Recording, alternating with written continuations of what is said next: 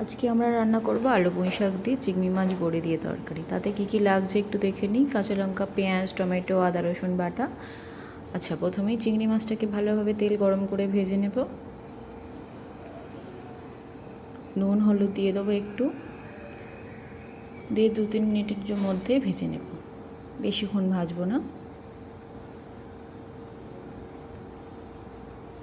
তারপরে চিংড়ি মাছটা ভাজা হয়ে গেলে বড়িগুলো দিয়ে দেব। বড়িগুলো ভাজা হয়ে গেলে তারপরে আলু আর পুঁই শাকটাও ভালোভাবে ভেজে নেব।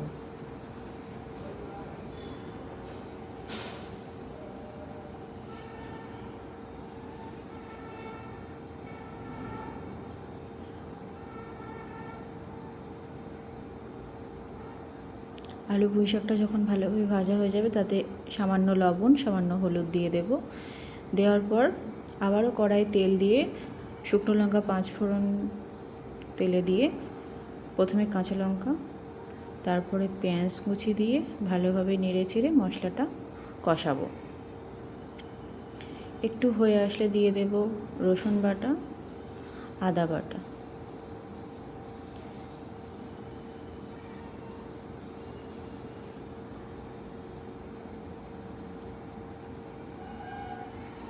তারপরে দেব টমেটো কুচি, তারপরে একে একে লবণ, লঙ্কার গুঁড়ো, হলুদের গুঁড়ো, সামান্য চিনিও দেব, দিয়ে মশলাটাকে তেল ছেড়ে আসা পর্যন্ত কষাবো।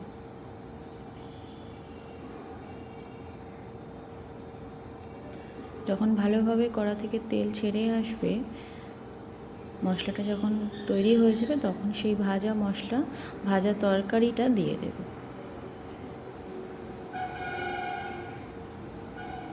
দিয়ে ভালোভাবে আবারও কষিয়ে নেব। ভালোভাবে কষিয়ে নেওয়া রেডি হয়ে গেলে দিয়ে দেব পরিমাণ মতো জল দিয়ে তরকারিটা ফুটুক, ততক্ষণে আসুন আমরা জিরে মরিচটা বেটে নিই। জিরে মরিচটা বাটা হয়ে গেলে তরকারিটা যখন ফুটে উঠবে, তাতে দিয়ে দেব চিংড়ি মাছ, বড়ি ও জিরের বাটাটা। তারপরে সমস্ত তরকারিটাকে ভালোভাবে আরও 10 মিনিট ফুটিয়ে নেওয়ার পর আমাদের তরকারি রেডি। আজকের মেনু ছিল সাদা ভাত, আলু পুঁই শাক দিয়ে বড়ি দিয়ে তরকারি। অবশ্যই একবার বাড়িতে বানিয়ে দেখবেন, খুব ভালো খেতে হয়। ধন্যবাদ।